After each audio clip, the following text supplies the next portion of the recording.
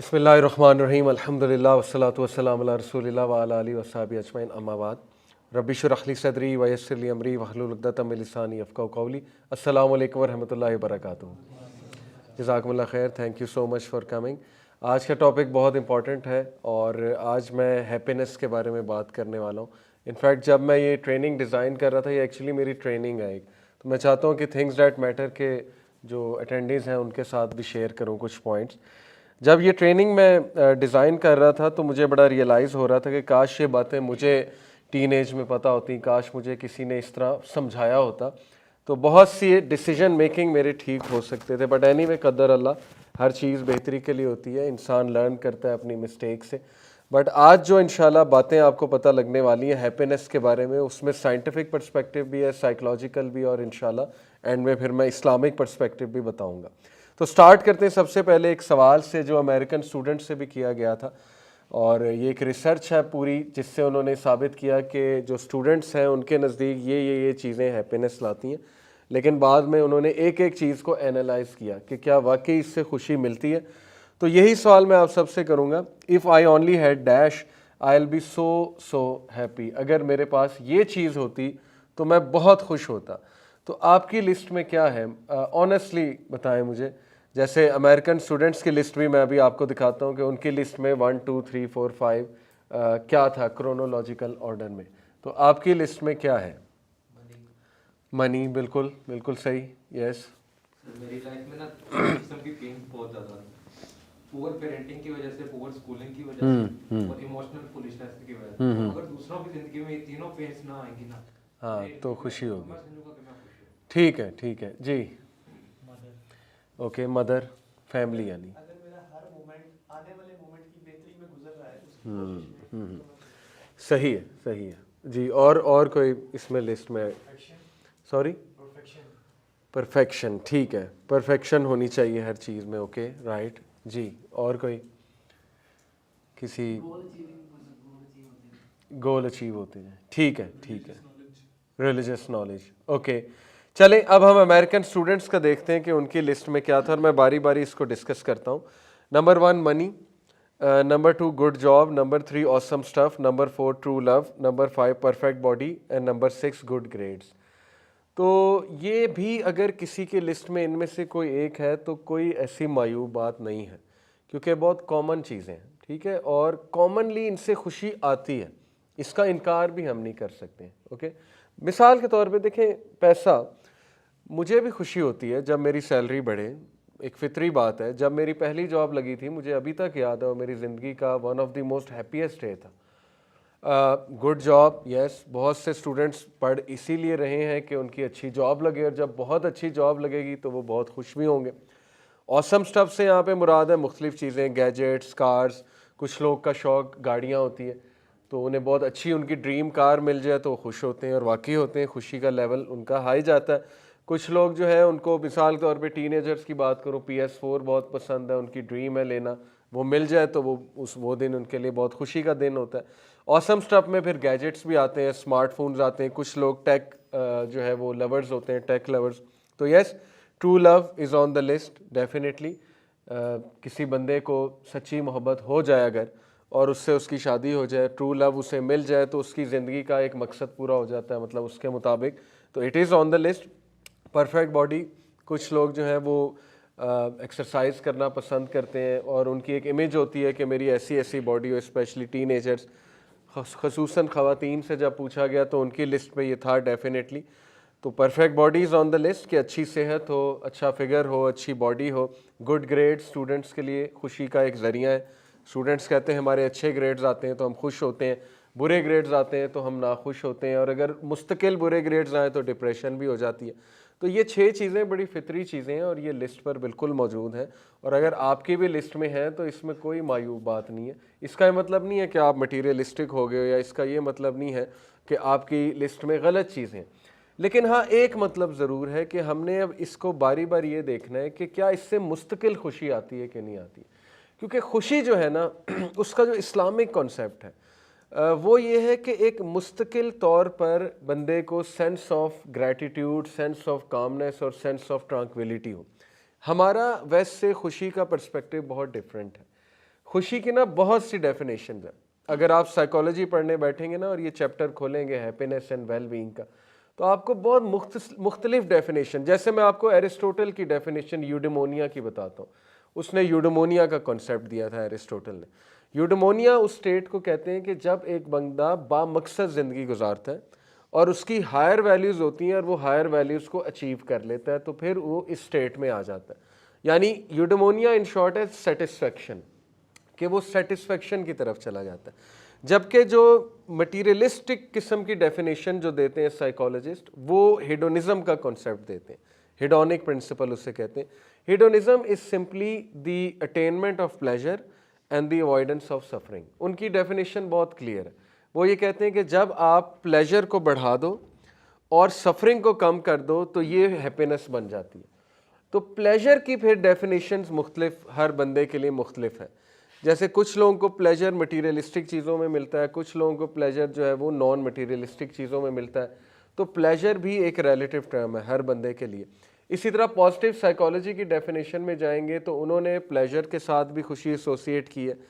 Pleasure खाना खाने से भी मिल सकता है, प्लेजर जो है वो एक रिलेशनशिप चलाने से भी मिल सकता है, प्लेजर जो है वो अपनी ख्वाहिश नफ्सी जिसे कहते हैं वो पूरी करने से भी मिल सकता है। प्लेजर के साथ वो एसोसिएट करते हैं रिलेशनशिप्स को भी, कि एक बंदे के रिलेशनशिप्स अच्छे हैं, उसका स्पोर्ट्स सिस्टम अच्छा है, स्पोर्ट्स सर्कल उसके गिर्द अच्छा है, तो वो बंदा खुश रहता है दूसरों से। एक बंदा लोनली है, उसके इर्द गिर्द स्पोर्ट्स सर्कल नहीं है, तो वो खुशी से दूर चला जाता है। तो रिलेशनशिप्स के साथ भी उन्होंने एसोसिएट किया। तीसरा पर्सपेक्टिव उन्होंने मीनिंग के साथ भी दिया। तो ये बहुत सी चीज़ें हैं, मटीरियलिस्टिक चीज़ें प्लेजर में आती हैं। इसके बाद रिलेशनशिप्स वगैरह वो हमारे यानी रिश्ते वगैरह, उससे भी हैप्पीनेस एसोसिएटेड है। और तीसरा मीनिंग के साथ, मकसद के एक बामकसद ज़िंदगी होनी चाहिए।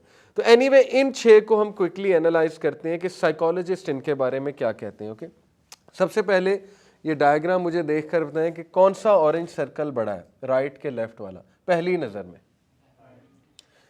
नज़र में आप कहते हैं कि राइट वाला ऑरेंज सर्कल या लेफ्ट वाला, राइट वाला देखने में बड़ा लग रहा है, ठीक है, पहली नज़र में। हालांकि ये दोनों सेम है। तो ये एक इल्यूजन है और इसको दिखाते हैं साइकोलॉजिस्ट एक बड़ी ज़बरदस्त बात प्रूव करने के लिए। अब इस एक डायग्राम से देखें हम क्या क्या साबित करेंगे। ये देखिए अगली स्लाइड में लिखा है fact number 1, our minds just don't think in terms of absolutes.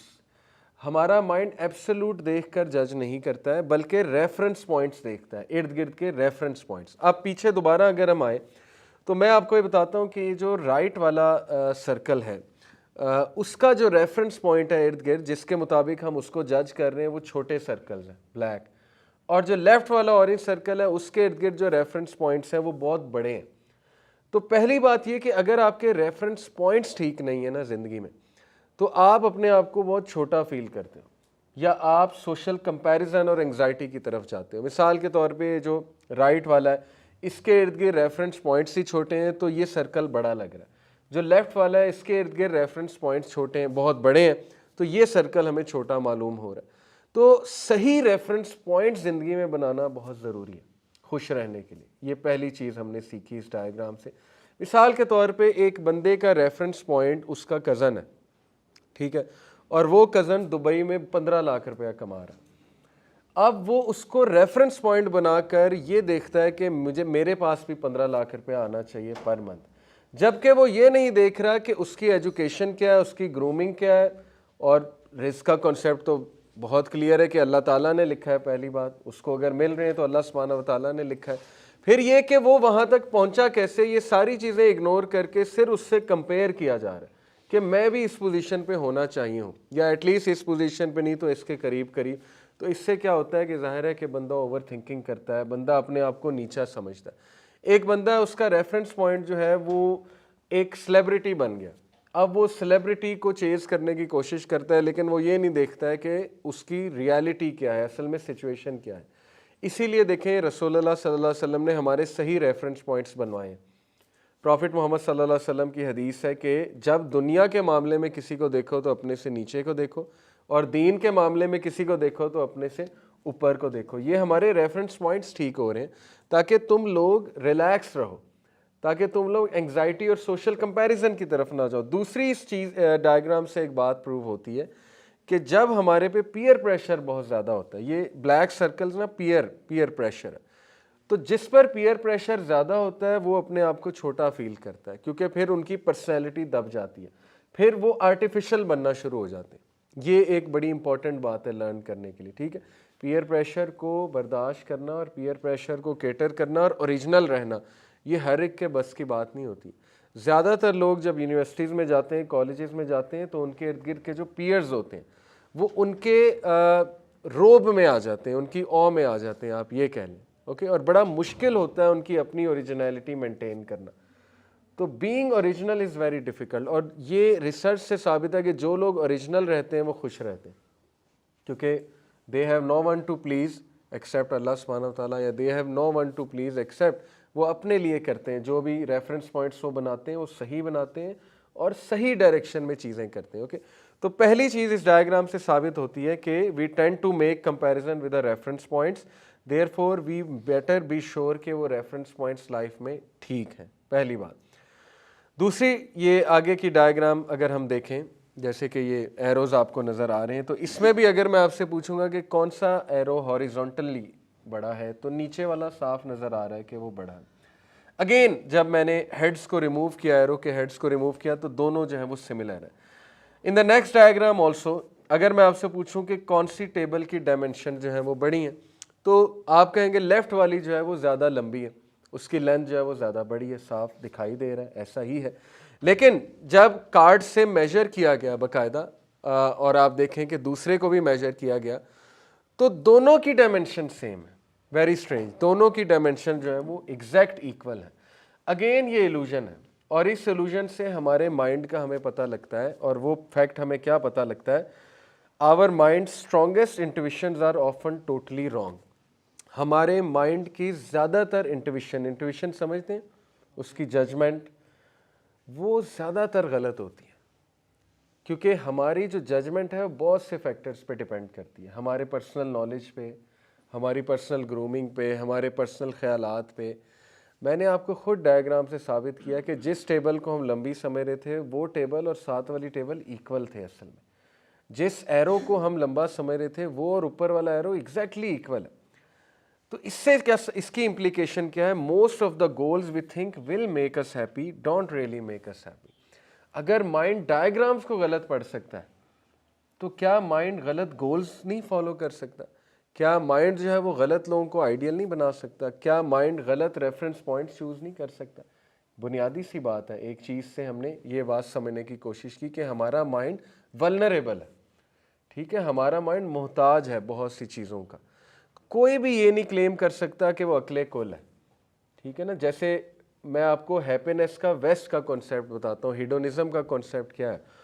Hedonism का कॉन्सेप्ट है कि you should do what makes you happy, simple as that, कि वो करो जो तुम्हें खुश करता है।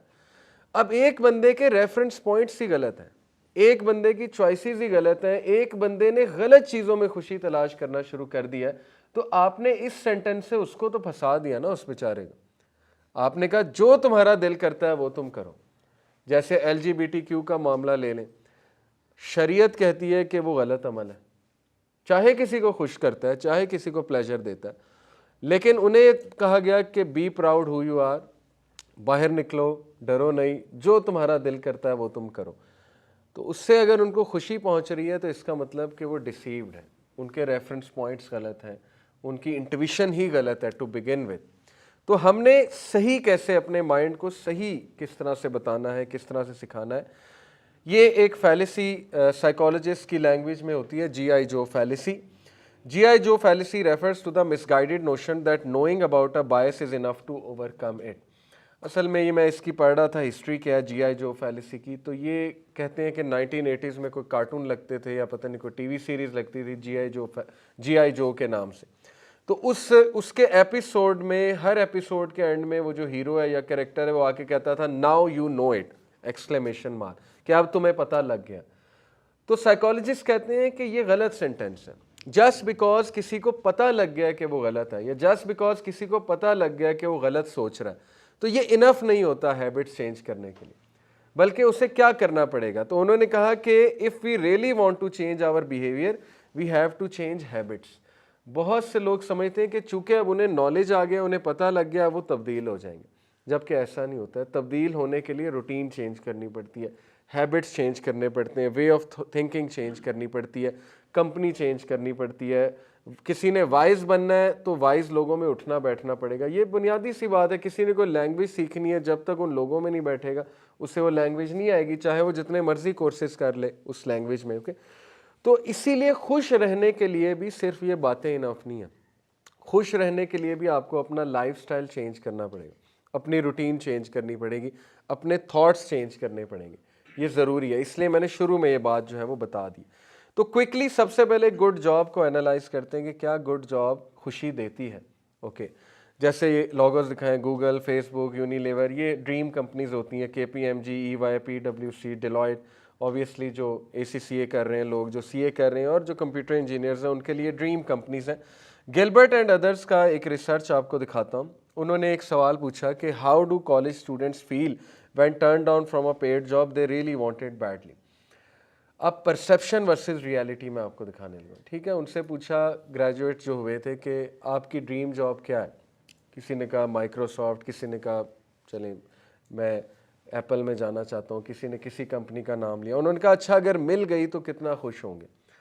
अब इस खुशी का जो है वो एक सर्वे होता है, उस सर्वे के मुताबिक आपकी खुशी को पॉइंट्स दिए जाते हैं। जैसे करंटली मैंने सर्वे किया था, मेरी हैप्पीनेस 7.8 पे आउट ऑफ 10, कभी 8.2 पे चली जाती है, डिपेंडिंग अपॉन उस दिन मेरा मूड कैसा है। एनीवे, स्टूडेंट से पूछा कि अच्छा बताएं कि अगर आपको ये जॉब मिल जाती है, नहीं मिलती, तो आपकी हैप्पीनेस में कितना ड्रॉप आएगा, आप कितने गमज़दा होंगे।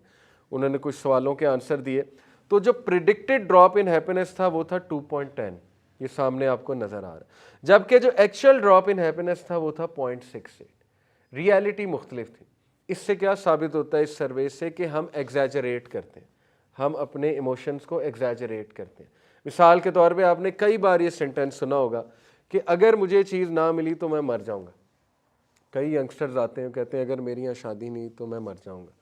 तो वही लोग 3 साल बाद शादी करके बैठे होते हैं, उनके बच्चे भी हो चुके होते हैं और बिल्कुल सही ज़िंदगी गुजार रहे होते हैं। ओके, मैंने कई लोग देखे ऐसे आते हैं।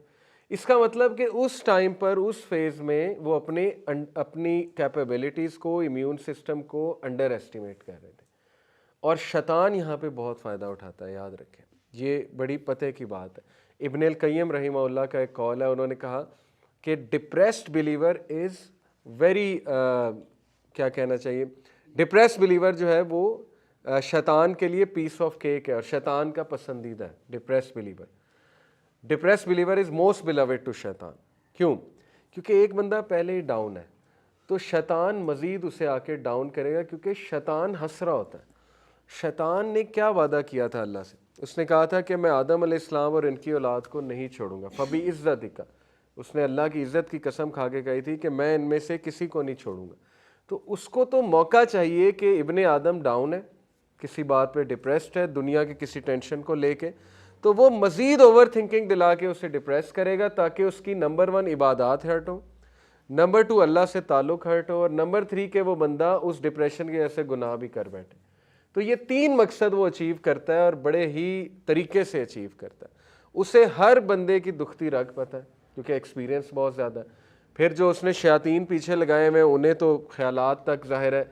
अल्लाह के नबी सल्लल्लाहु अलैहि वसल्लम ने कहा कि खून में, रगों में खून की तरह दौड़ता है शैतान, करीन जो होता है हमारा।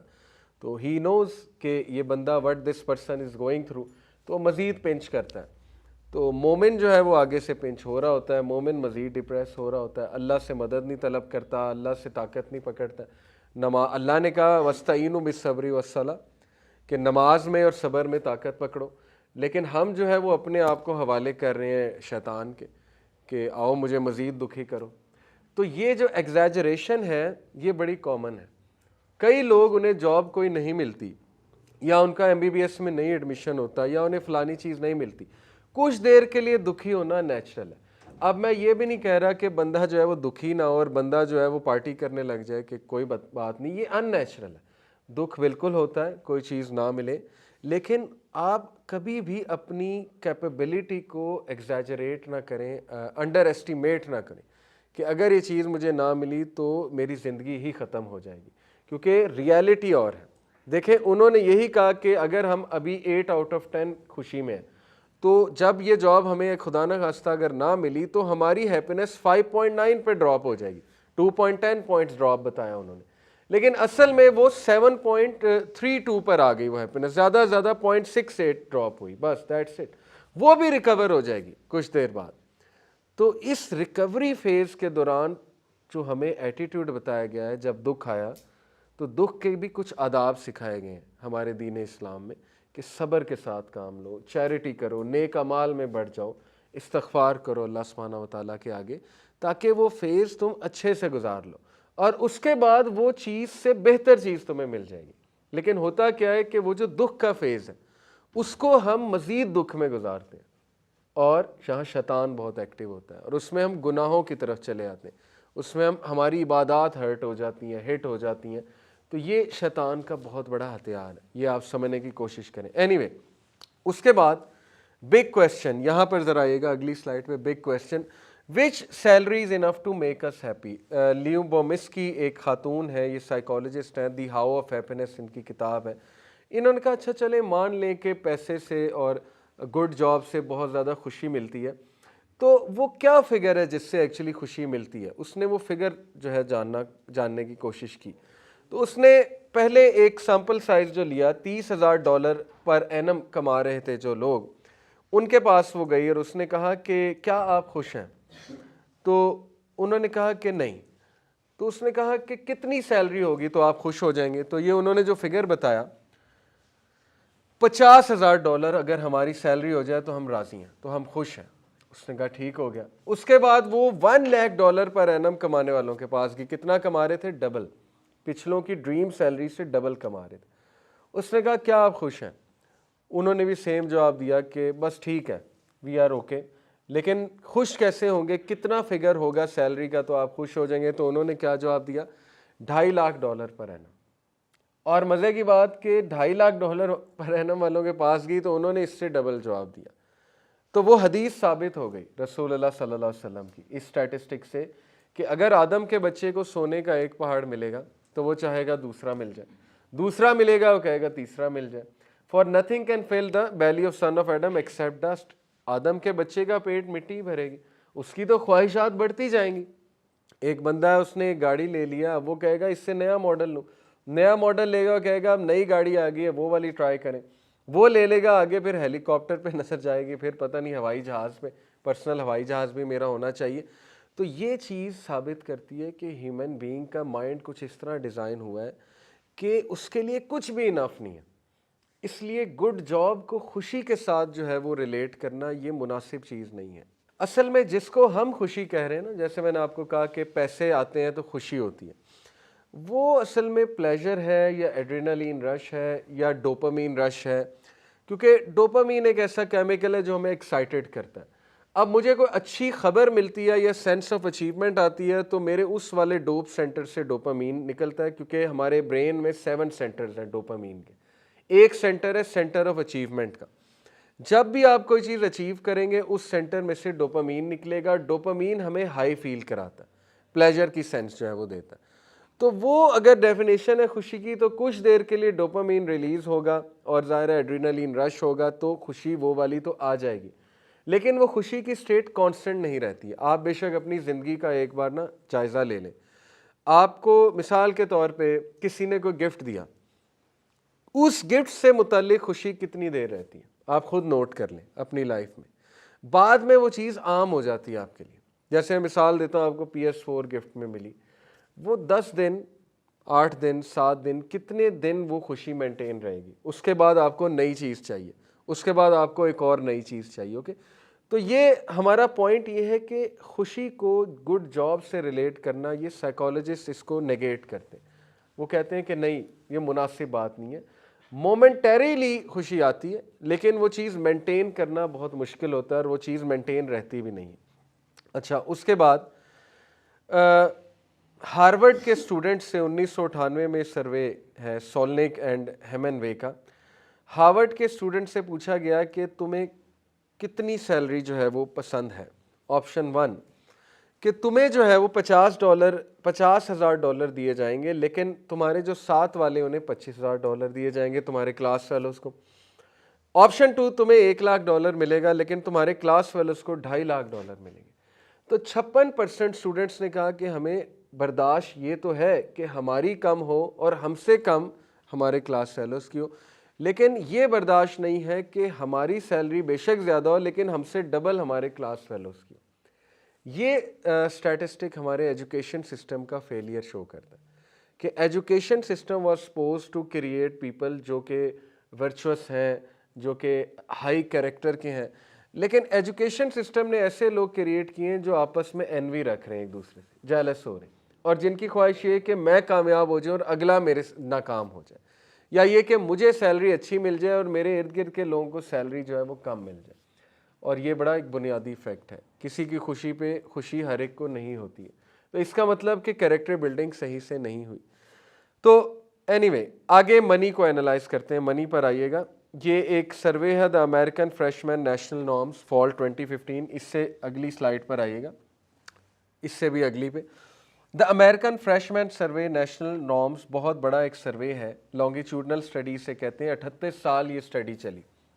लॉन्गिट्यूडनल स्टडी का मतलब होता है कि वो बार बार हर साल वो स्टडी कंडक्ट करते हैं।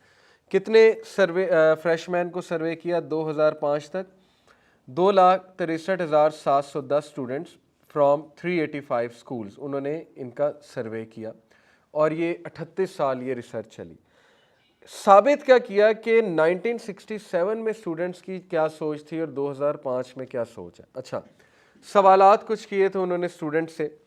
एक सवाल था कि आपकी ज़िंदगी में सबसे इम्पॉर्टेंट चीज़ क्या है, what's the most important thing in your life. 1967 में जैसा कि आप देख रहे हैं 86% ने टिक किया to develop a meaningful philosophy of life में। अब ये जो सर्वे होता है ना, इसमें मल्टीपल ऑप्शन भी सिलेक्ट कर सकते हैं। मिसाल के तौर पे एक बंदा है, उसने इस पे भी टिक किया होगा, उसने वेरी वेल ऑफ फाइनेंशियली पे भी टिक किया होगा, तो उसके मुताबिक ये परसेंट आई हुई है। 86% का मतलब है 9 आउट ऑफ 10 तकरीबन। यानी अगर 10 लोग हैं ना, उनसे पूछा कि आपके लिए ज़िंदगी में सबसे इम्पॉर्टेंट क्या है, तो उनमें से 9 ने ये ऑप्शन सेलेक्ट की कि मेरे लिए एक बामकसद ज़िंदगी सबसे इम्पॉर्टेंट है, और सिर्फ 4 आउट ऑफ 10 ने पहला ऑप्शन सेलेक्ट किया कि मेरे लिए ज़िंदगी में सबसे इम्पॉर्टेंट है पैसा। 2005 में कितना शिफ्ट हुआ माइंडसेट? 7 आउट ऑफ 10 कह रहे हैं कि पैसा इंपॉर्टेंट है, और 5 आउट ऑफ 10 कह रहे हैं कि मीनिंगफुल फिलॉसफी मेरे लिए अभी भी इंपॉर्टेंट है। अब 2020 में वो कंडक्ट कराएंगे तो बहुत ज़्यादा सिचुएशन मुख्तलिफ होगी। मेरे तो ख्याल में 9 आउट ऑफ 10 कहेगा पैसा, और 1 आउट ऑफ 10 कहेगा बामकसद ज़िंदगी, क्योंकि बामकसद ज़िंदगी एक सब्जेक्ट नहीं, मॉरल वैल्यूज़ एक सब्जेक्ट नहीं रहा आज के दौर में। आप हमारी कन्वर्सेशन सुन लें, हमारी कन्वर्सेशन में कभी भी मीनिंगफुल बातें नहीं होती, या गैजेट्स की बातें होती हैं, या लड़कियों की बातें होती हैं, या यूनिवर्सिटी में हल्ले गुल्ले की बातें होती हैं, या ये बातें होती हैं कि आजकल आसिम अज़हर बड़ा हिट हो रहा है या आतिफ असलम बड़ा हिट हो रहा है, या ये बातें होती हैं कि गाड़ियों की बातें, गैजेट्स की बातें वगैरह वगैरह। कहीं पे मीनिंगफुल डिस्कशन नहीं है कि कोई इलामा इकबाल की पोइट्री, उसको तो वैसे ही लूज़र समझा आता है आजकल जो इलामा इकबाल का नाम ले, या कोई विजडम की बातें हो रही हो, हायर लेवल विजडम की बातें हो रही हो, या कोई ऐसी टेक्नोलॉजी की या साइंटिफिक रिसर्च की बातें हो रही हो, या कोई दीन की बात हो रही हो। ठीक है, बड़ा मुश्किल आज में ऐसा महसूस होता है। दिस शोज़ के ह्यूमैनिटी ने कितना बड़ा शिफ्ट मारा है, उसके माइंडसेट ने कितना बड़ा शिफ्ट मारा है। वे आफ्टर ईयर हमें ब्रेन वॉश किया गया, हमारी जनरेशन को, कि पैसा जो है वो कामयाबी है, और आज हमारी जनरेशन ब्रेन वॉश्ड है इस हवाले से। हमारे हीरोज़ आज से 100 साल पहले के हीरोज़ कौन थे? पोइट्स, फिलोसफर्स और इंटेलेक्चुअल्स, या रिलीजियस तबका। आज के जनरेशन के हीरोज़ कौन है? इलॉन मस्क, बिल गेट्स, ठीक है, अमीर बंदा जिसके पास पैसा है, जेफ बेसोस।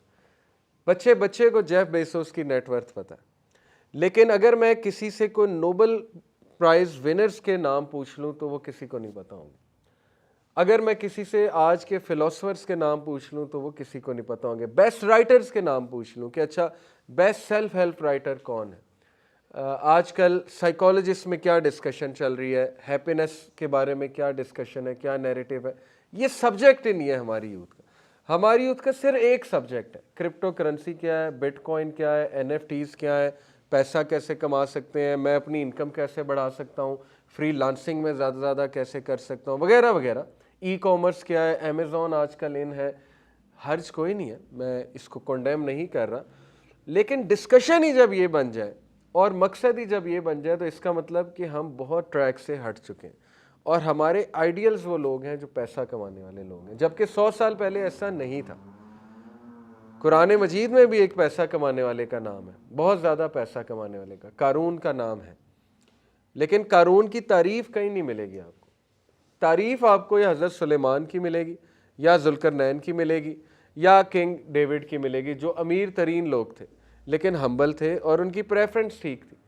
अगर वो पैसे वाले थे तो वो पैसे को सही इस्तेमाल करते थे और वो सही फ़िलॉसफी पे ज़िंदगी बसर कर रहे थे।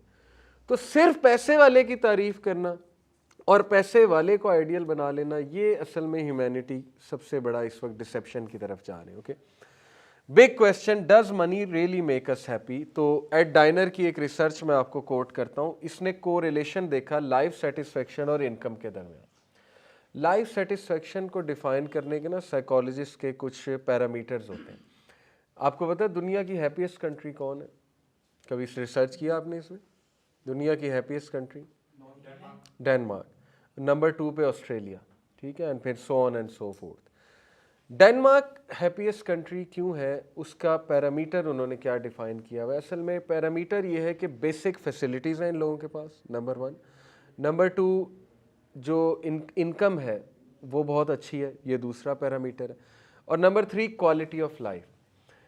ये 3 पैरामीटर से वो फ़िलहाल देख रहे हैं लाइफ सेटिस्फेक्शन को। अगर इस्लामिक पैरामीटर से देखते हैं तो और भी बहुत से फैक्टर्स आते, जिनमें नंबर 1 पीस ऑफ माइंड था, ठीक है ना। इसी तरह जाहिर है कि स्पिरिचुअलिटी भी एक फैक्टर था, रूहानियत, और फिर जाहिर है कि ये फैक्टर भी इस्लामिक पैरामीटर्स के मुताबिक आता कि दिल का सुकून, ट्रैंक्विलिटी जिसे हम कहते हैं। लेकिन खैर वेस्ट के लिए सब्जेक्ट्स नहीं है, तो चले यही मान लेते हैं कि लाइफ सेटिस्फेक्शन और पैसे का आपस में जो है वो कितना ताल्लुक है। एट डाइनर की रिसर्च के मुताबिक कोरिलेशन कहते हैं दो चीज़ों को आपस में कोरिलेट करना, और कोएफिशिएंट ऑफ कोरिलेशन एक चीज़ होती है। अगर वो कोएफिशिएंट ऑफ कोरिलेशन पॉइंट्स में है तो इसका मतलब कि पुअर कोरिलेशन है।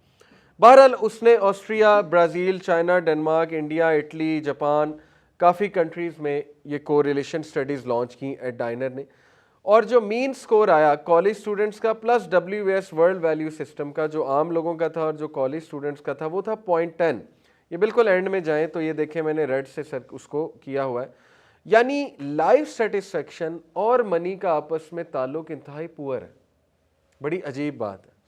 अब कुछ लोग इसको नेगेट करेंगे कि ये आप कैसी बातें कर रहे हैं, पैसा होगा तो खुशी आएगी ना, पैसा नहीं होगा तो सेटिस्फेक्शन कैसे हो सकती है लाइफ में? तो इसका उसने जवाब दिया। वो जवाब ये, इससे अगली स्लाइड कीजिएगा, वो जवाब ये तीसरा पॉइंट है कि once you get money for basic needs, तो फिर money has negligible effect on your life satisfaction. उसने कहा यहाँ तक देखे ना, फ़कर से तो रसूलुल्लाह ने भी पनाह मांगी है ना, सल्लल्लाहु अलैहि वसल्लम। एक बंदा उसके पास बेसिक फैसिलिटीज़ नहीं है, गांव में रहता है, पीने का पानी नहीं है, तो जाहिर है कि एक टाइम आएगा कि उसकी लाइफ सेटिस्फेक्शन पुअर होगी। लेकिन जैसे ही उसकी सैलरी बढ़ जाती है, उसको अच्छे पैसे मिलने लगते हैं, तो वो बेसिक सहूलियात अटेन करने लग जाता है, तो यस लाइफ सेटिस्फेक्शन बढ़ती है, लेकिन उसके बाद वहीं रहती है। जो ग्राफ बता रहा है ना हमें कोरिलेशन का, एट डाइनर का, वो ये बता रहा है कि तब बढ़ गई कुछ देर के लिए, लेकिन उसके बाद स्टैटिक हो गई है, बल्कि कुछ लोगों की उसके बाद नीचे गई है। ये स्टडी भी मैं आपको आगे जाकर दिखाऊंगा, बल्कि शायद इससे अगली स्लाइड में। ऑसम स्टफ जी, ज़रा निकरसन की स्टडी जी, ये वाली स्टडी निकरसन एंड अदर्स की स्टडी आपको दिखाता हूँ 2003 की। 12,000 फ्रेशमैन को उन्होंने स्टडी किया, 1976 में शुरू हुए, 20 साल तक उनकी लाइफ सेटिस्फेक्शन स्टडी की, 12,000 स्टूडेंट्स की, ठीक है। ये भी एक लॉन्गिट्यूडनल स्टडी होती है कि जब आप कुछ लोगों को पकड़ लेते हो, उनका बायोडाटा आपके पास आ जाता है, तो आप उनको हर साल में को 2-3 बार मिलते हो और उनसे कुछ क्वेश्चंस करते हो, और इससे आपके पास डाटा आता है। 20 साल तक पूछते गए, materialist versus non materialist attitude के लोग, मटीरियलिस्ट एटीट्यूड कौन होते हैं? साइकोलॉजिस्ट ने उन्हें बहुत क्लियर डिफाइन किया है। मटीरियलिस्ट एटीट्यूड वो होते हैं जो सिंपल फैमिली को जो है वो सेकेंडरी समझते हैं और पैसे को और कैरियर को वो प्राइमरी समझते हैं। ये साइकोलॉजिस्ट की डेफिनेशन है, ठीक है। और नॉन मटीरियलिस्ट लोग वो हैं जो बैलेंस क्रिएट करते हैं, जो ठीक है पैसा भी कमा रहे हैं, लेकिन मिसाल के तौर पे नॉन मटीरियलिस्ट बंदा वो है कि जिसके घर में कोई फंक्शन है तो वो अपनी बिजनेस मीटिंग कैंसिल कर सकता है। वो कहता है कि मेरे लिए ज़्यादा ज़रूरी कि मैं अपने माँ बाप के पास जाऊँ, ठीक है, वो नॉन मटीरियलिस्टिक कहलाएगा। मटीरियलिस्ट बंदा वो है जो कहेगा कि नहीं मेरा लॉस हो जाएगा अगर मैंने बिजनेस मीटिंग जो है वो डिले कर दी, तो बाद में कभी करेंगे, देखी जाएगी बात। तो सिंपल ये है, guess what, materialist had less life satisfaction versus non-materialist 2 decades later. Materialist also had more mental health disorder. Life satisfaction भी उनकी नीचे थी, नंबर 2 उनके मेंटल हेल्थ डिसऑर्डर्स भी ज़्यादा थे मटीरियलिस्ट लोगों के। क्यों? क्योंकि पैसे के साथ बहुत सी चीज़ें, टेंशन भी आती हैं, एक्स्ट्रा चीज़ें भी आती हैं। ऐसे लोग आपके साथ जुड़ जाते हैं जो आपके साथ लॉयल नहीं है बल्कि आपके पैसे के साथ लॉयल है। समझ रहे हैं मेरी बात को? वो फिर आपके पैसे के पीछे होते हैं। कितने बिलियनेयर्स अमेरिका के हैं जिन्होंने आई कैंडीज़ के साथ शादी की। आई कैंडीज से मुराद जो बस देखने में अच्छी हैं और वो मरने के इंतज़ार में होती हैं कि ये बाबा कब मरेगा और इसके बिलियन ऑफ डॉलर जो हैं वो मेरे अकाउंट में शिफ्ट हो जाएंगे। कितने ही लोग हैं जो शादियां, कितनी ख़वातीन हैं कैपिटलिज्म के माशरे में जो शादियां करती हैं और फिर डिवोर्स लेती हैं कि इसकी आधी वेल्थ जो है वो मुझे मिल जाएगी। तो what kind of a life is this? Do you think they are happy? वो हर वक्त कोर्ट के चक्कर, हर वक्त लीगल एडवाइज़र। जब बंदे के पास पैसा आता है ना, उसे एक लॉयर भी हायर करना पड़ता है, उसे एक मार्केटिंग एजेंट भी हायर करना पड़ता है, उसे एक ऐसा बंदा भी हायर करना पड़ता है जो उसके जेलस लोगों को, हसद करने वाले लोगों को कंट्रोल करेगा जाके। तो वो कितनी चीज़ें एक्स्ट्रा कर रहा है और हर वक्त that person is on their toes. तो ये देखने में तो हमें बड़ी अच्छी लाइफ लगती है उनकी, लेकिन कभी आप उनसे अकेले में बैठ के पूछेंगे क्या आप सेटिस्फाइड हैं, तो आपको लग पता जाएगा कि वो हर वक्त टेंशन में और वो हर वक्त उन पे कोई ना कोई बोझ आया होता है या हर वक्त कोई ना कोई प्रेशर और स्ट्रेस आया होता है उन पे, ठीक है। बल्कि मैं आपको बताऊं कि एक साइकोलॉजिस्ट हैं बहुत बड़े, उनका मैं एक बार उनकी महफिल में बैठा था, उन्होंने कहा कि आज ही मेरे पास एक बंदा आया प्राडो वाला, प्राडो पे आया था, बड़ा इंडस्ट्रियलिस्ट का बच्चा था। तो उसने मुझे आकर कहा मैं ख़ुदकुशी करना चाहता हूँ, I want to kill myself. तो कहते हैं मैंने उसे कहा कि भाई ऐसा क्या हो गया है, तू खुदकुशी की बात कर रहा है, अल्लाह ने सब कुछ दिया हुआ है। कहता है कि बस मैंने एक सीन देखा कि उसके बाद मैंने कहा कि अब मैं अपनी ज़िंदगी ख़त्म कर दूंगा। सीन ये था, कहता है कि मैं और मेरी बेगम मरी से आ रहे हैं, भूरबन में रहकर आ रहे हैं, 5 स्टार होटल में रहकर आ रहे हैं, और जब मैं लाहौर पहुँचता हूँ, टोल प्लाजे से नीचे थोड़ा उतरता हूँ तो मुझे लेफ़्ट पे कुछ झुग्गियाँ नज़र आती हैं। तो उन झुग्गियों में मैं एक सीन देखता हूँ कि एक मतलब चूड़ा और चूड़ी, ये उसके अल्फाज हैं टू डिफाइन दोज पीपल, मैं नॉट टू टेल से दीज वर्ड्स टू देम, ये हमारे नहीं, उसके अल्फाज।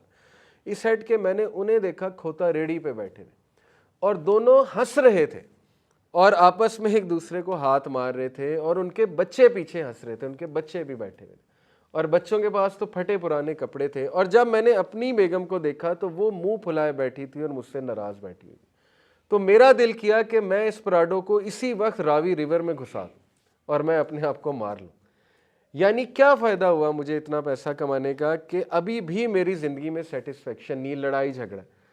क्यों? क्योंकि गलत मकासद के लिए, जब ज़ाहिर है इंडस्ट्रियलिस्ट से रिश्ता करता है और अगर तरबियत नहीं हुई तो फिर ये चंचले तो बर्दाश्त करने पड़ते हैं ना, ये सारी चीज़ें। तो ही सेड कि उस दिन मुझे पता लगा कि सेटिस्फेक्शन असल में किस चीज़ का नाम।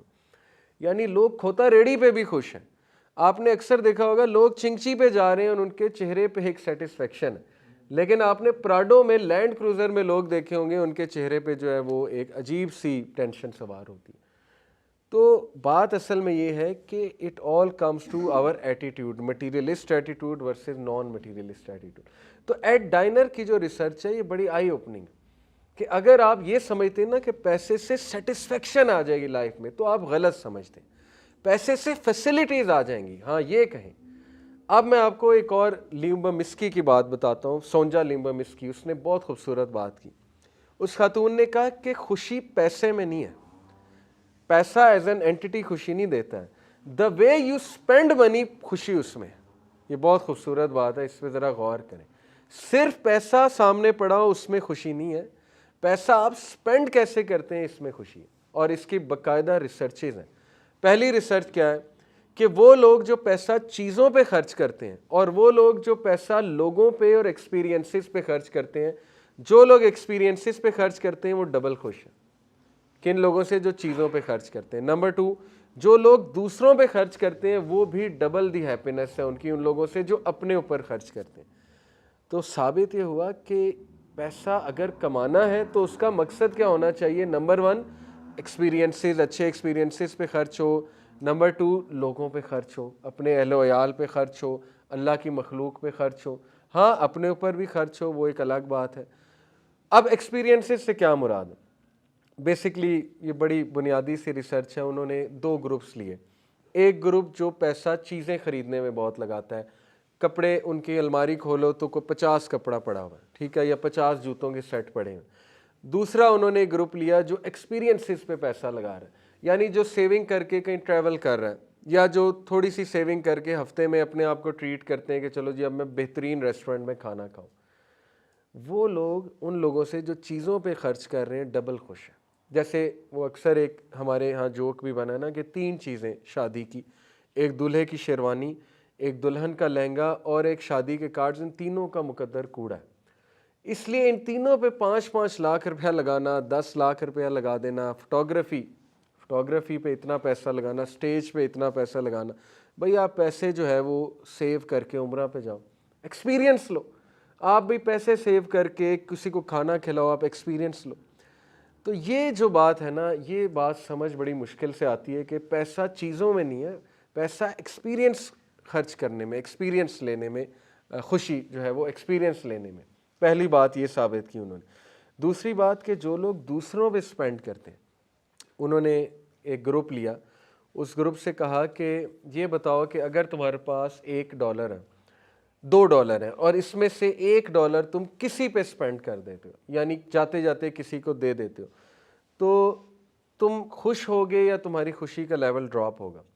तो बहुत से लोगों ने कहा कि मेरे ख्याल में कि अगर वो $2 मैं खुद ही कहीं रेस्टोरेंट में जाके लगा दूं तो मैं ज़्यादा खुश होऊंगा, या सिनेमा में जाके लगा दूं बजाय कि मैं किसी को दे दूं। अमेरिकन्स बता रहे, उन्होंने उन्हीं लोगों को कहा कि अब हम आपको ये सोशल एक्सपेरिमेंट कराएंगे, आपने ना $1 देना है किसी को चलते चलते और $1 आपने खुद रखना है। और गैस व्हाट कि वही लोग जिन्होंने कहा था कि शायद हमें इससे इतनी खुशी ना मिले, वही लोग बाद में कहते हैं कि हमें तो बहुत खुशी मिली और हमारा तो खुशी का लेवल ही चेंज्ड है। जिस स्टडी से ये एक्चुअली ना वो बुक है दी हैप्पी मनी, उस बुक में सारी रिसर्चेस कोटेड है, सोशल एक्सपेरिमेंट कोटेड है। इससे उन्होंने ये साबित किया कि जो लोग दूसरों पे खर्चते हैं वो ज़्यादा खुश हैं। तो साबित ये हुआ कि खुशी पैसे में नहीं है, खुशी इसमें है कि आप पैसे को खर्च कैसे करते हैं। जैसे अब्दुर्रहमान बिन औफ, हज़रत आयशा सिद्दीक़ा कहती हैं कि 1/3 of Medina was running on his उधार, 1/3 मदीना उनके उधार पे चल रहा था। पूरा मदीने की अगर बात करूँ, 1/3 ऑफ मदीना इस पे चल रहा था कि वो लोगों के कर्ज जो है वो माफ़ कराते थे अल्लाह के लिए, कि ठीक है ये लो जाओ अपना कर्ज माफ़ करा दो। और 1/3 ऑफ मदीना वैसे ही उनके उस पे चल रहा था, डोनेशन पे चल रहा था, डोनेशन वगैरह देते थे, जो भी मामला था। इसके बावजूद उनकी नेटवर्थ $7 बिलियन थी at the time of his death. इतना खर्च करता है एक बंदा, इतना खर्च करता है, लेकिन इसके बावजूद उनकी नेटवर्थ जो है वो बढ़ गई, इतनी बढ़ गई कि लोग हैरान होते थे कि ये कैसे बढ़ी, इसका सोर्स है क्या, ये वेल्थ कहाँ से बढ़ी जा रही। और उनका खुशी का लेवल भी आप चेक करें, उन्होंने कभी ऐसी शिकायत नहीं की होगी कि मेरी ज़िंदगी में टेंशनें बहुत ज़्यादा। क्यों? क्योंकि पैसा इस्तेमाल करने का तरीका आ गया था उन्हें। और अब्दुर्रहमान बिन औफ की ज़िंदगी से आपको पता है स्कॉलर्स एक और चीज़ अखज़ करते हैं कि बिज़नेस वो करें जिसमें लोगों का फ़ायदा है, तो उसमें अल्लाह की तरफ से एक्स्ट्रा बरकत भी शामिल हो जाती है। ऐसा बिज़नेस जिसमें सिर्फ अपना फ़ायदा है बल्कि लोगों को धोखा दिया जा रहा है, वो बिज़नेस फिर जाहिर है कि इंसान को टेंशन भी देता है और उस बिज़नेस में फिर नुकसान भी हो जाता है। अब फ़ायदा देने वाले बिजनेसेस बहुत से हो सकते हैं, आप खालिस चीज़ देना शुरू करें, आप देखें अल्लाह की तरफ से बरकत आती है कि नहीं आती है।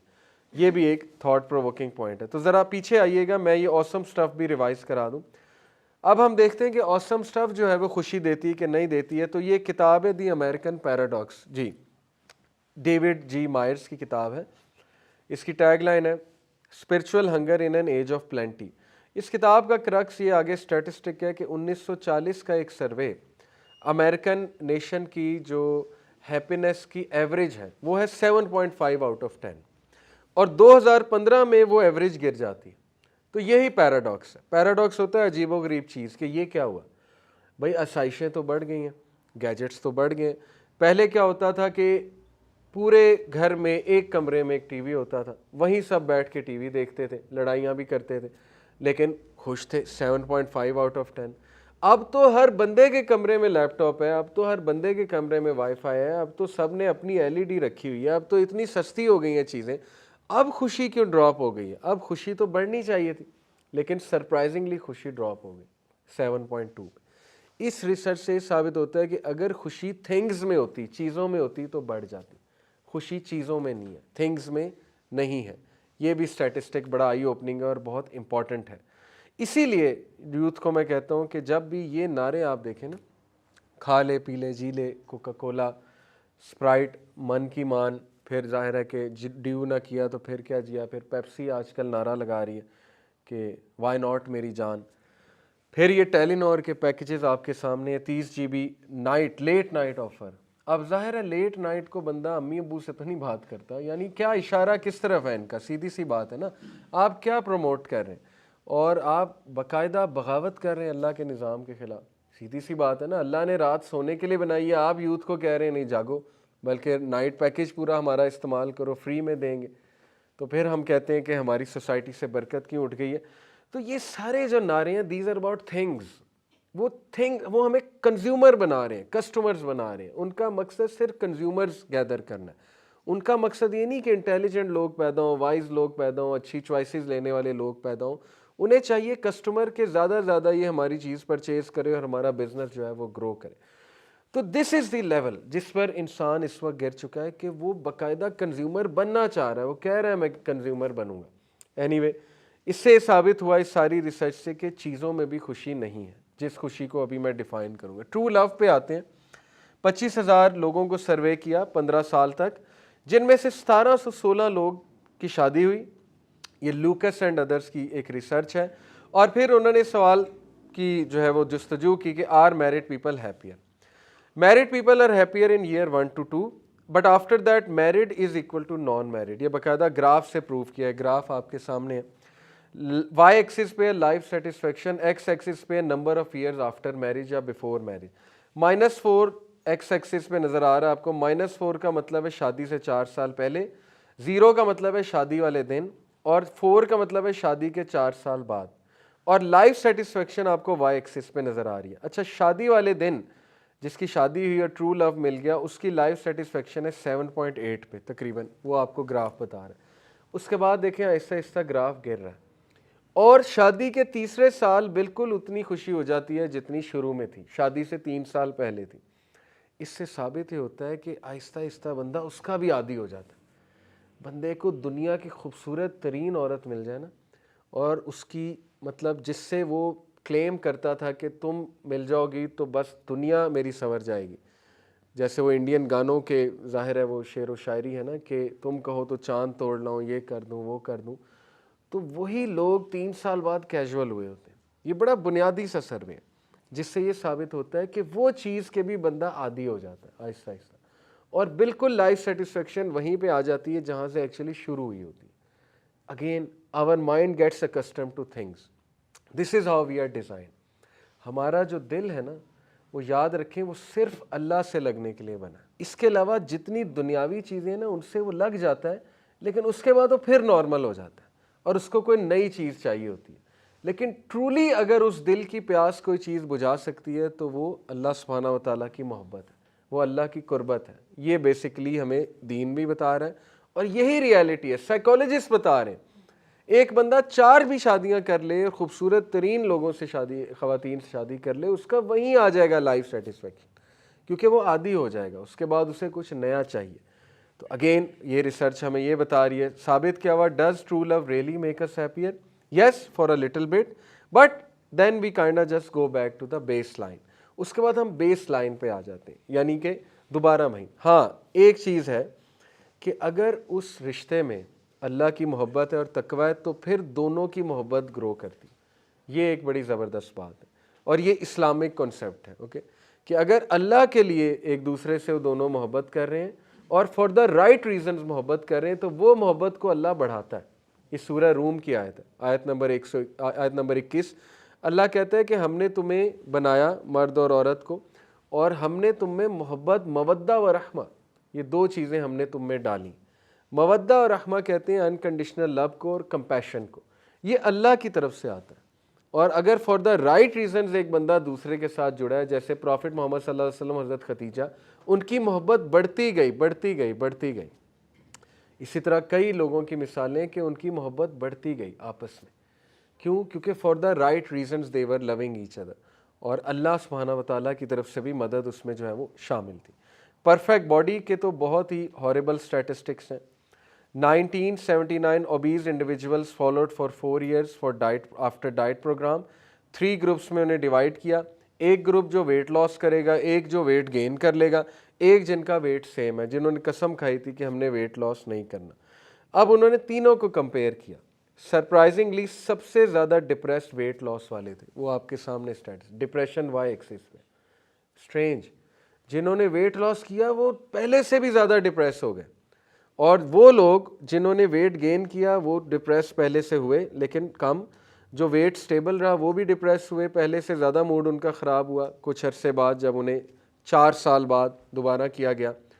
लेकिन ये क्या चक्कर है कि वेट लॉस वाले डिप्रेस हो गए, उन्होंने तो वेट भी लॉस कर लिया, उन्होंने तो अपनी परफेक्शन अचीव कर ली जो वो चाहते थे। इसकी वजह उन्होंने बताई है कि रेफरेंस पॉइंट्स गलत बनाए थे। जब उन रेफरेंस पॉइंट्स के मुताबिक उन्हें चीज़ नहीं मिली वेट लॉस से तो डिप्रेस हो गए। मैं आपको मिसाल देता हूँ, लड़कियों ने वेट लॉस किए बॉयफ्रेंड्स को खुश करने के लिए, और जब उन्होंने वेट लॉस कर लिया तो पता लगा उस बॉयफ्रेंड के तो 10 और चक्कर। तो सोचें उनकी डिप्रेशन का क्या हाल होगा कि जिस बंदे के लिए मैंने वेट लॉस किया वो मुझे छोड़ के जा रहा है, बल्कि वो मुझे उसने लिफ्ट कराना बंद कर दी क्योंकि उसका मकसद पूरा हो गया। वो जो वुल्व्स होते हैं ना, भेड़िए, उनका मकसद पूरा हो गया, अब वो मुझे छोड़ने पे तुला हुआ। तो आप मुझे बताएं इन लड़कियों का किस लेवल पे जाके डिप्रेशन आई होगी इनको। जब इंसान मकसद है ना, और जब किसी की रज़ा मकसद है और अल्लाह को नाराज़ किया हुआ, तो फिर यही कुछ होता है, फिर जो है वो रिज़ल्ट बहुत बैड होता है। अल्लाह तो ये मिसालें देता है कुरान में कि वो लोग कि जिन्होंने सहारा अल्लाह को छोड़कर तागूत से लिया हुआ है, एनीथिंग अदर देन अल्लाह, तो इट्स लाइक ये ऐसा सहारा है जैसे मकड़ी का जाला होता है जो कि टूट जाएगा, और बहुत वीक सहारा है। एनीवे, वजह क्या थी उन ख़वातीन की? बॉलीवुड ने कॉन्सेप्ट्स ख़राब किए हुए थे, हॉलीवुड ने कॉन्सेप्ट्स ख़राब किए हुए थे, रेफरेंस पॉइंट्स गलत थे ना, फ़िलासफ़ी गलत थी टू बिगिन विद। वो बेचारी उनके चंगल में आई, वेट लॉस किया, जब वेट लॉस किया पता लगा वो तो कहीं और निकल गया, तो डिप्रेस। इसी तरह एक और मिसाल आपको देता हूँ, एक बंदा, उसने इसलिए बॉडी शॉडी बनाई, वेट लॉस किया कि मैं देखता हूँ कि जो बंदे के डोले शोले होते हैं लड़कियाँ उससे मुड़ मुड़ के देखती, तो मैं जब डोले शोले बनाऊँगा, मैं जब बॉडी बनाऊँगा और यूनिवर्सिटी में एंटर होऊंगा तो सब मुझे मुड़ मुड़ के देखेंगे। हुआ ये कि उस बेचारे ने जब ये सारे काम किए तो उसकी मज़ीद उसका मजाक उड़ने लग गया, वो मज़ीद बुली होने लग गया, बजाय कि लोग मुड़ मुड़ के उसे देखते। अगेन गलत रीजंस की वजह से वेट लॉस किया, तो वो गलत रेफरेंस पॉइंट्स थे, तो बेचारा मज़ीद डिप्रेशन में चला गया। तो सही रीजंस क्या हैं? सही रीज़न ये है कि रसूलुल्लाह सल्लल्लाहु अलैहि वसल्लम ने फरमाया कि अल्लाह को स्ट्रॉन्ग मोमेंट पसंद है, तो आप इसलिए वेट लॉस करें, आप इसलिए बॉडी बनाएं। दूसरी बात, आप अपने लिए कि भाई मुझे अच्छा दिखना चाहिए, ये कोई हर्ज नहीं है। तीसरा, हलाल रिलेशन में है तो उसके लिए करें। अगर वाइफ हस्बैंड के लिए करती है बहुत अच्छी बात है, अगर किसी की शादी हो रही है वो अपने आप को निखारने के लिए वेट लॉस कर रहे हैं, ये भी अच्छी बात है। लेकिन इन मकासद के लिए वेट लॉस करना और फिर वो मकसद अचीव ना होना, वो फिर डबल द डिप्रेशन आती, वो हिट बैक होके वापस आता है। अगेन उन्होंने क्या साबित किया कि परफेक्ट बॉडी हासिल करने से भी खुशी नहीं मिलती। तो खुशी आखिर कैसे मिल रही है? जो ये तो बहुत ही डिप्रेसिंग स्टैटिस्टिक्स हैं जो सर्जरी करवाते हैं, सर्जरी करवा के भी उनके हस्बैंड्स उनसे खुश नहीं हुए। चाइना में कितनी ख़वातीन ने इस बात पे खुदकुशी कर ली कि उनके हस्बैंड जो हैं वो उन्हें ताने देते थे, तुम्हारी नाक नहीं ठीक, लिप्स नहीं ठीक, तुम्हारी जॉ बोन नहीं है, ये नहीं है, वो नहीं है। तो वो बेचारियों ने जब सर्जरी कराई तो वो हस्बैंड जो है उनके अभी भी कहीं चक्कर है, उनकी तवज्जो अभी तक वहाँ नहीं आई। तो वो फिर ऐसा डिप्रेशन में गई कि इसकी तो तवज्जो मेरी तरफ आ ही नहीं रही, बल्कि सुसाइड्स की उन ख़वातीन ने। गुड ग्रेड्स को भी एनालाइज कर लेते हैं। If you get a good grade, ये सवाल पूछा गया, दैट इज़ लोअर या higher than you expect, how happy you will feel. अब प्रिडिक्टेड हैप्पीनेस है वर्सेस रियल हैप्पीनेस है। स्टूडेंट से पूछा कि अगर तुम पेपर दिया है, अगर तुम बी एक्सपेक्ट कर रहे हो, ए आ जाता है तो कितना खुश होगे? उन्होंने कहा इतना इतना, वो एक वैल्यू उन्होंने नोट कर ली। फिर कहा कि अगर डी आ जाता है बी के बजाय तो कितना डिप्रेस हो गए, उन्होंने वो वैल्यू रिकॉर्ड करा दी। अब असल में देखते हैं, प्रिडिक्टेड थी कि अगर हायर देन एक्सपेक्टेड है तो 8.27 पे खुशी चली आएगी, अगर एग्जैक्टली वैसा आया है जितना एक्सपेक्ट कर रहे थे तो 7.81 पे रहेगी, अगर लोअर देन एक्सपेक्टेड है तो 4.42 पे। जबकि रियलिटी टोटली मुख्तलिफ थी, ऑलमोस्ट तीनों की वैल्यू सेम थी। कुछ दिनों बाद जब उन्होंने सर्वे दोबारा किया कि how do you feel now, तो वो जिसने ज़्यादा ले लिया था उसने कहा हाँ बस ठीक है, आ गया ग्रेड, अच्छी बात है, अब मेरा फोकस आगे है। जिसका सेम आया था उसने भी कहा बस ठीक है, और जिसका लो आया था उसने भी कहा कि बस ठीक है, ज़िंदगी गुजर रही है, कोई बात नहीं, आगे सही। वो भी मूव फॉरवर्ड कर गया, सारे मूव फॉरवर्ड कर गए। जबकि प्रिडिक्टेड जो ड्रॉप इन हैप्पीनेस था वो 4.42 था कि भाई नहीं, मैं तो रुल जाऊंगा, मैं तो बर्बाद हो जाऊंगा अगर मेरा ये ग्रेड ना आया। अगेन क्या साबित हो रहा है कि हम एग्जैजरेट करते हैं अपने इवेंट्स को, और हम खुद ही गम को अपने ऊपर सवार करते हैं, जबकि लाइफ गोज़ ऑन। कई लोग हैं उनको फ़लानी चीज़ नहीं मिली, उससे बेहतर मिल गई, आज वो खुश है। कई लोग उनको ड्रीम कैरियर नहीं मिला लेकिन कोई और कैरियर मिल गया, आज वो भी खुश है। कई लोग हैं कि उनका एक यूनिवर्सिटी में एडमिशन नहीं हुआ, कहीं और हो गया, 10 साल बाद वो हंसते हैं कि मैं किस बात पे जो है वो दुखी हो रहा था। तो ये तो लाइफ का पर्सपेक्टिव है ना। अल्लाह को पता है 15 साल बाद, 20 साल बाद आप कहाँ हैं, तो अल्लाह ने वो बेहतरीन आपको देना है इंशाल्लाह, और डिज़ाइन किया हुआ है। तो अनोइंग फैक्ट अबाउट माइंड, जो इस सारी डिस्कशन का क्रक्स क्या है कि our mind gets used to stuff, ये साइकोलॉजिस्ट कह रहे हैं। तो जब हमारे स्कॉलर्स कहते हैं ना, या बड़े बड़े हमारे राइटर्स कहते हैं कि हमारा दिल बना ही अल्लाह से मोहब्बत के लिए, तो ये बिल्कुल सच बात है। दुनिया से अटैच होने के लिए बना ही नहीं दिल कभी, क्योंकि दुनियावी चीज़ें you get use to that. आप खूबसूरत से खूबसूरत लड़की से शादी कर लेंगे, you will get use to her, you will get use to her. साल बाद, 2 साल बाद आपके पास लैम्बोर्गिनी आ जाएगी, आपके पास जो ऑडी आ जाएगी, आपके पास लैंड क्रूज़र आ जाएगी, you will get use to it. साल बाद कहेंगे ये क्या है, मतलब ठीक है पहले मज़ा आया था, अब आम सी चीज़ है मेरे लिए, कुछ भी नहीं है। तो ये साबित हुआ कि अगर आपने सही जगह इन्वेस्ट करना है अपने इमोशंस को और वाकई खुशी चाहिए, तो वो फिर कुछ जो है वो और चीज़ें हैं। तो वो अब चीज़ें क्या हैं, क्विकली हम उन चीज़ों की तरफ आते हैं। सेशन 2 ज़रा आगे आ जाएं। थिंग्स दैट कैन हैम्पर, जी, things that can hamper happiness. Quickly मैं आपको बताता हूँ कि वो चीज़ें जो खुशी को रोकती हैं। ठीक है, number 1 impact bias. Impact bias से मुराद है the tendency to overestimate the emotional impact of a future event both in terms of intensity and its duration. Impact bias हमारे दिमाग का एक मसला है कि हम ओवर एस्टिमेट करते हैं एक हादसे के इमोशनल इम्पैक्ट, कि अगर ये हादसा मेरे साथ हो गया तो इसकी तबाही इस लेवल की होगी। ये मैं आपको साबित कर चुका हूँ कि असल में नहीं होती, असल में उसका लेवल बड़ा कम होता है। ओके, इसका इफेक्ट क्या होता है कि prevents us from taking actions that can make us happy because we think happiness is gonna last longer. ये चीज़ हमें प्रिवेंट करती है खुश होने से, या एक्शन लेने से, या ऐसे स्टेप्स लेने से जो खुशी की तरफ हमें ला सकते हैं, क्योंकि हमारे जहन पे वो गम सवार है कि नहीं ज़िंदगी ख़राब हो गई, ज़िंदगी ख़राब हो गई, ज़िंदगी ख़राब हो गई। इम्पैक्ट बायस हमने बनाया हुआ है। तो पहली चीज़ ये होती है। दूसरी चीज़ फोकलिज्म है। फोकलिज्म होता है the tendency to think just about one event and forget about the other things that happen.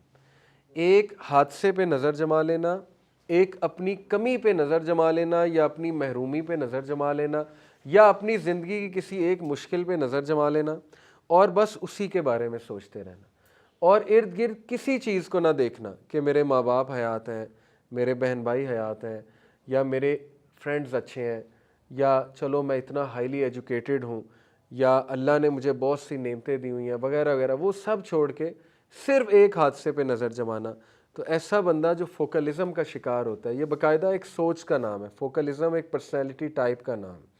ऐसे लोग खुश नहीं रहते। तो ये थिंकिंग शिफ्ट करनी होती है, फोकलिज्म से हट के जो है वो इर्द गिर्द की चीज़ों को भी जो है देखना होता है जब भी कोई गम चल रहा है। इसीलिए शुक्रगुजारी की इस्लाम में बहुत ज़्यादा हैसियत है। इसीलिए साइकोलॉजिस्ट जो है ना वो ऐसे बंदे को, फोकलिज्म वाले बंदे को डेली एक्सरसाइज कराते हैं कि 3 चीज़ें लिखो रात सोने से पहले जिनके लिए शुक्र गुजार हो। ये बड़ी पावरफुल एक्सरसाइजेज होती हैं, ठीक है, क्योंकि ब्रेन इसको रजिस्टर करता है। हमारे लिए बचकाना एक्सरसाइजेज हो सकती कि ये क्या बात पूछ रहा है वो, लेकिन ब्रेन का इस पर बड़ा ज़बरदस्त इफेक्ट हो रहा है, क्योंकि आहिस्ता आहिस्ता ना बंदे को शुक्रगुजारी की आदत बनती जाती है, थैंकफुलनेस की आदत बनती जाती है, ठीक है, और वो स्ट्रांग होता जाता है। तीसरा है इम्यून निगलेक्ट। इम्यून निगलेक्ट है unawareness of our psychological immune system.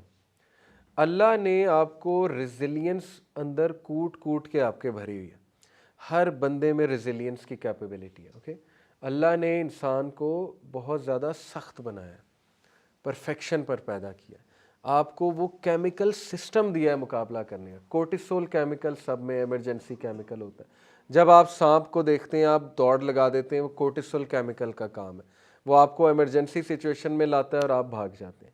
अल्लाह ताला ने आपको स्ट्रेस फाइटिंग केमिकल्स दिए हुए, एंडोर्फिन दिया हुआ है आपको, एक और बड़ा मुश्किल केमिकल का नाम है सी से, वो भी स्ट्रेस फाइटिंग केमिकल है, वो आप सबको दिया हुआ। हर केमिकल आपके अंदर है, हर हार्मोन आपके अंदर है। Parasympathetic, sympathetic nervous system, how do they work, कभी इस पर रिसर्च करें। आपकी सोच है कि अल्लाह ने एक एक चीज़ आपको दी हुई है, और अज़कार भी बताए हुए, साथ में फ़िलासफ़ी ऑफ लाइफ भी बताई हुई है, कुरान भी बताया हुआ है, नमाज का तरीका भी बताया हुआ है, हर चीज़ अल्लाह ने आपको दी हुई है। तो इंसान अपनी इम्यूनिटी को निगलेक्ट करता है, इंसान जो है वो अपने आप को खुद दबाता है।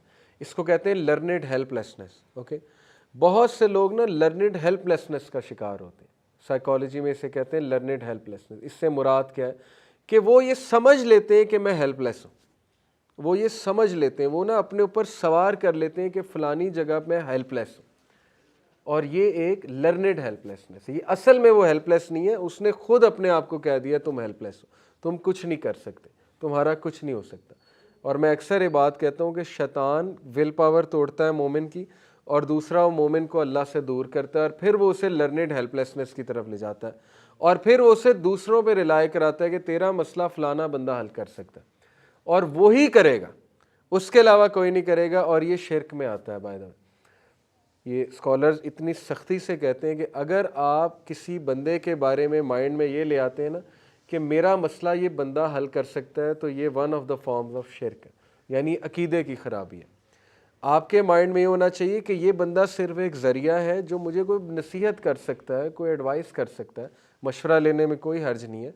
लेकिन अगर आप उस पर रिलाय करने लग जाते हैं ना और तवक्कल कर बैठते हैं उस पर, उसकी ज़ात पे कि यही कराएगा, तो ये this is one of the forms of शिर्क। यानी इस लेवल पे स्कॉलर्स ने जाके नसीहत की हुई है। इसलिए नंबर 1, अपने इम्यून सिस्टम को निगलेक्ट ना करें। अल्लाह ने आपको बता दिया ला युकल्लिफुल्लाहु नफ्सन इल्ला वुसअहा, कि मैं किसी नफ्स पे उसकी इस्तिताअत से ज़्यादा बोझ नहीं डालूँगा। तो तगड़ा बनना चाहिए इंसान को, ठीक है, अपनी इम्यूनिटी का एहसास होना चाहिए इंसान को, इम्यून निगलेक्ट इंसान को नहीं करना चाहिए। तो इससे क्या होता है, हम अपनी रेजिलियंस को अंडर एस्टिमेट करते हैं, जबकि we have a whole suite of psychological traits to force our selves to feel better. Trust me, बाकायदा रिसर्चेज मौजूद हैं पॉजिटिव साइकोलॉजी में कि वो बच्चे जो ऐसे ख़ानदानों में पैदा हुए थे जो एब्यूसिव पेरेंट्स थे, जिन्होंने बाकायदा एब्यूज़ किया उन बच्चों को, जिन्होंने बाकायदा उन बच्चों के साथ ज़्यादतियाँ की हैं और बहुत कुछ किया, उनके बच्चे one of the most successful बच्चे बने आगे जाके। कितने स्पोर्ट्समैन की मैं आपको मिसाल दे सकता हूँ who came from A extremely poor background, जिनके माँ बाप जो हैं टोटली अनपढ़ थे, कोई उनके माँ बाप ने उन पर कोई ख़ास वो नहीं की, मेहनत नहीं कराई, ना कभी को फैसिलिटीज़ नहीं है, लेकिन आज वो सक्सेसफुल तरीन लोग हैं।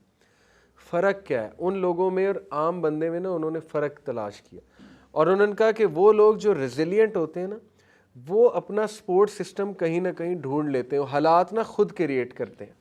जबकि वो लोग जो फिक्स्ड माइंडसेट के लोग होते हैं, या आप कह लें कि एक लूज़र माइंडसेट के लोग होते हैं, वो लोग हालात के आगे घुटने टेक देते हैं और लर्नेड हेल्पलेसनेस का शिकार हो जाते हैं।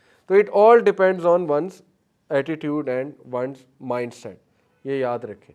अल्लाह ने भी इसीलिए देखें अपनी सोचों को कंट्रोल करना कितना ज़रूरी है, पॉजिटिव सोचना कितना ज़रूरी है, हालात की पॉजिटिव इंटरप्रिटेशन कितनी ज़रूरी है।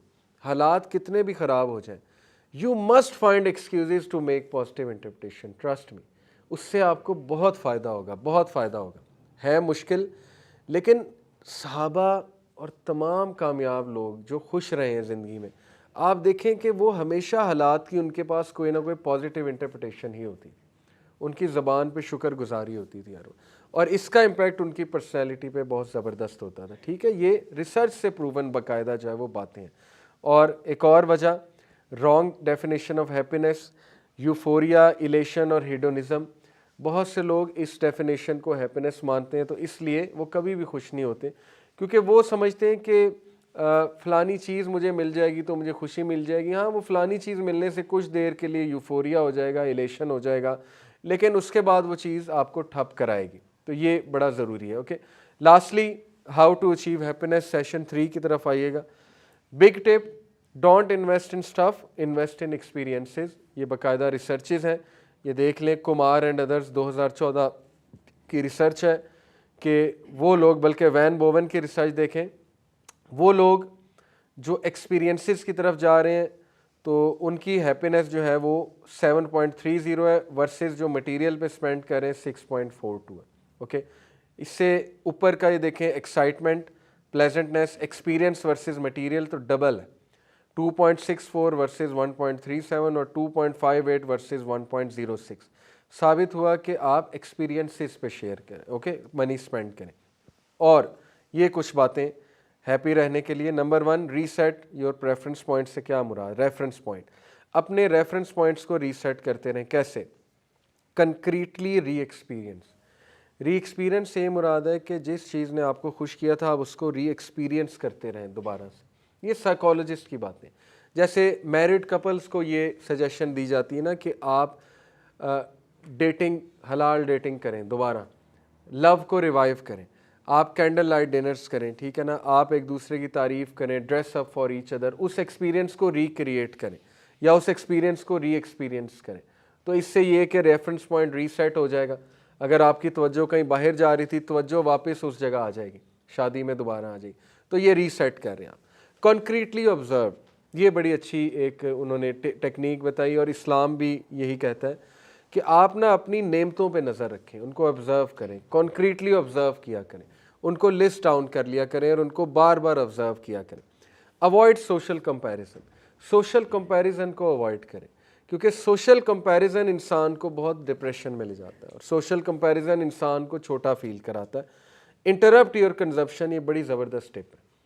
और इस्लामिक लाइफस्टाइल है ही ऐसा कि अगर आप इस्लामिक लाइफस्टाइल पे चल रहे हैं तो आप कॉन्टीन्यूस एंटरटेनमेंट कर ही नहीं सकते। Do you agree? जो बंदा नमाज पढ़ रहा है 5 वक्त, तो ज़ोहर के 2 घंटे बाद, 3 घंटे बाद तो असर आ जानी, आप कितनी एंटरटेनमेंट कर लेंगे, कितनी गेमें खेल लेंगे, आप कितना जो है वो सियाहत कर लेंगे, नमाज का वक्त आ गया। अच्छा, उसके बाद असर पड़ी तो 2 घंटे 1.5 घंटे बाद जो है वो मगरिब का वक्त आ गया, फिर इंटरप्शन आ गई, उसके बाद फिर इंटरप्शन आ गई, ईशा का जमात का वक्त हो गया, उसके बाद आपने सोना है, सुबह आपने फिर उठना है, फजर पढ़नी है। तो इस्लामिक रूटीन में इंटरप्शन ही इंटरप्शन है।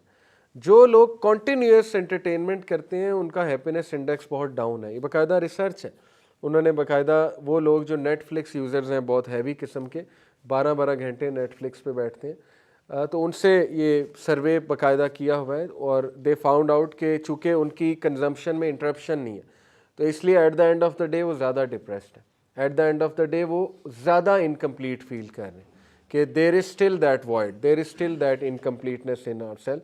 जबकि वो लोग जो इंटरप्शन करते हैं बार बार, तो वो सेटिस्फाइड रहते हैं कि चलो मैंने कोई प्रोडक्टिव काम भी किया। और नंबर 5, इंक्रीज़ योर वैरायटी। आप लोग को आदत होनी चाहिए वैरायटी ट्राई करने की, एक ही चीज़ से ज़रा हट के। अगर आप एक चीज़ खा रहे हैं तो कोई और चीज़ भी ट्राई किया करें। एक होटल में एक चीज़ जाके ख़ास पसंद है तो उसी होटल में कोई और चीज़ भी ट्राई किया करें। अगर आप मुख्तलिफ़ लोगों से मिल रहे हैं तो वैरायटी ऑफ पीपल से मिला करें, उनसे एक्सपीरियंस भी आएगा, आपको विजडम की बातें भी मिलेंगी।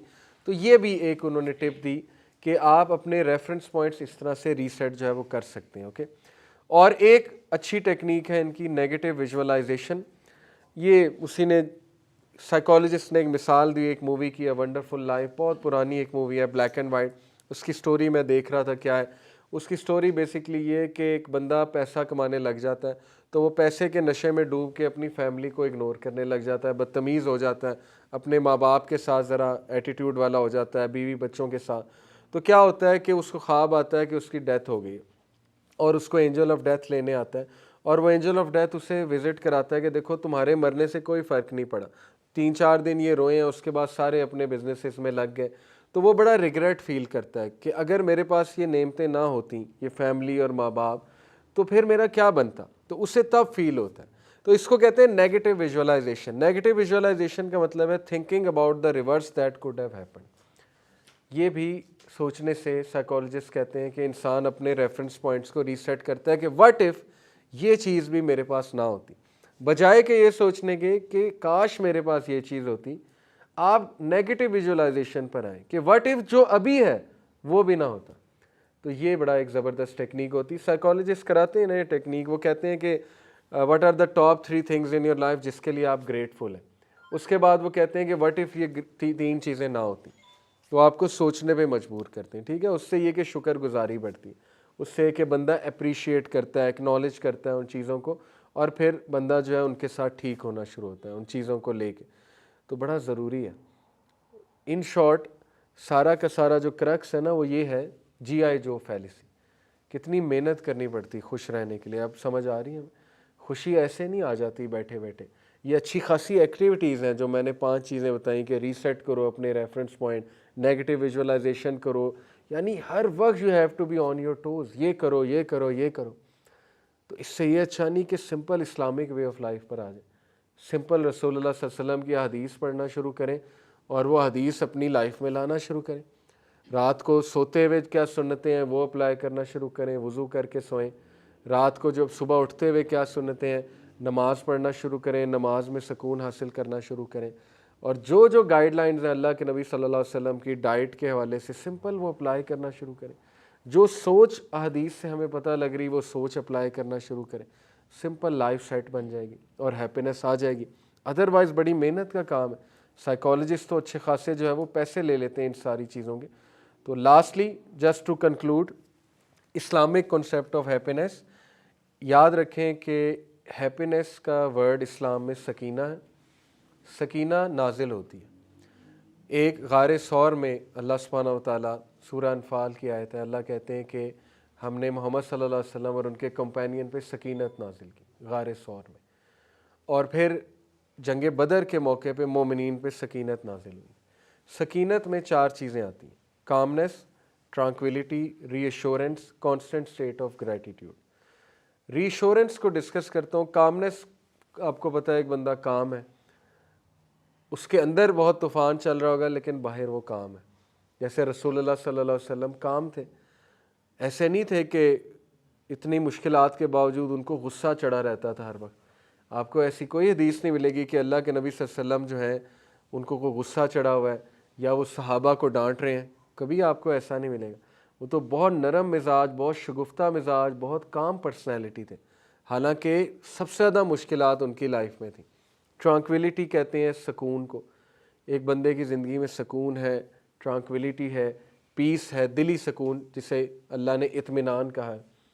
उनके चेहरे पे इत्मीनान था अल्लाह के नबी सल्लल्लाहु अलैहि वसल्लम। रीअश्योरेंस से क्या मुराद है? देखें, लाइफ में इनसिक्योरिटीज़ होती हैं बहुत ज़्यादा। पहली इनसिक्योरिटी ये कि मेरा क्या बनेगा, ये एक इनसिक्योरिटी है। दूसरी इनसिक्योरिटी ये कि मैं कहाँ से खाऊंगा, फ्यूचर की इनसिक्योरिटी, पैसे कहाँ से कमाऊंगा। तीसरी इनसिक्योरिटी कि फ़लाना बंदा ना मुझे छोड़ जाए, ये भी एक इनसिक्योरिटी। चौथी इनसिक्योरिटी कि मेरे माँ बाप ना मुझसे चले जाएं या ये छिन ना जाएं मुझसे। हर बात पे बंदे को सिक्योरिटी चाहिए होती है, और इस्लाम ही वाहिद ज़ाब्ता हयात है जो माइंड को सिक्योर करता है। सबसे पहले इस्लाम ऐसे सिक्योर करता है कि तुम्हारा रिस्क लिखा है। अल्लाह के नबी सल्लल्लाहु अलैहि वसल्लम ने कहा कि रिस्क इंसान को ऐसे ढूंढता है ऐसे मौत ढूंढती है, और जैसे इंसान मौत से भागता है और मौत ढूंढ लेती है, इसी तरह अगर रिस्क से भागेगा तो रिस्क भी ढूंढ लेगा। इतनी बड़ी सिक्योरिटी दे दी अल्लाह के नबी सल्लल्लाहु अलैहि वसल्लम ने। दूसरी सिक्योरिटी हमें चाहिए कि कहीं मुझसे बंदा ना छिन जाए, उसकी सिक्योरिटी भी अल्लाह दे रहा है। अल्लाह के नबी सल्लल्लाहु अलैहि वसल्लम ने कहा कि इंसानों के दिल अल्लाह की 2 उंगलियों के दरमियान, जब चाहे फेर दे। तो तो उस खालिक से जो है वो दोस्ती करने की ज़रूरत है जिसके उंगलियों के दरमियान लोगों के दिल के तमाम कंट्रोल्स हैं, या उसको इग्नोर करना चाहिए, ये फ़ैसला हमने खुद करना है। रीअश्योरेंस मिल जाएगी।